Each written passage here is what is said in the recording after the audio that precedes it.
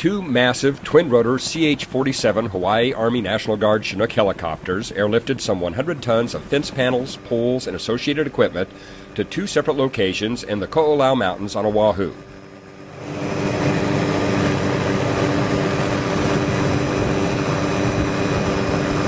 The materials will be used to erect predator-proof fencing in the Pohamoho Forest Reserve and the Kaluanui Natural Area Reserve, both units of the DLNR Division of Forestry and Wildlife.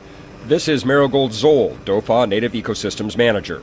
The Pohamoho Forest Reserve and the Kaluanui Natural Area Reserve are really unique examples of Hawaiian native rainforest, and they're super important for the aquifers for the central and the windward coasts. In addition, they provide habitat for really rare endangered snails and plants and other Hawaiian animal life. This is not the first time DLNR has partnered with the Department of Defense. In 2013, the U.S. Army's 25th Infantry Division's Combat Aviation Brigade provided the airlift capacity to accomplish a task that without the Chinooks would take weeks rather than one day. In preparation for today's 21 separate loads, bundled materials were previously strapped together on pallets with a total weight of approximately 11,000 pounds apiece.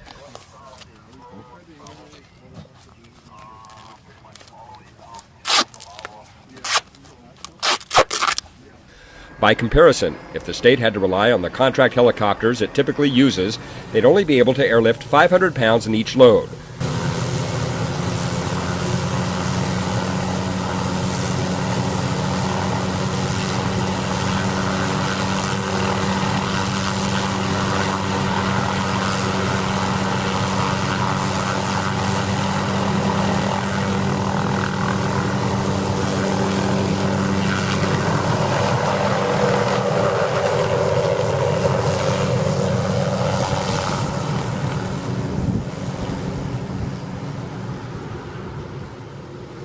Chris Miller, a specialist with the DOFA NAR program, coordinated today's efforts. It cuts down on time and labor and also helicopter cost, when our bird costs about $1,000 an hour.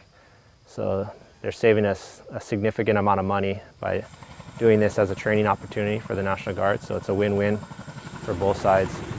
We get our fence material put up in the mountains. They'll have two CH-47 Chinooks flying the material today.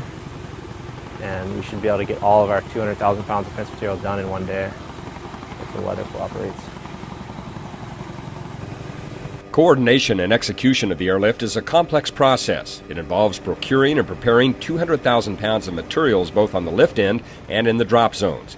Every eventuality and aspect from communications to safety to weather is reviewed, considered, and ultimately incorporated into the final operational plans to ensure a successful conclusion.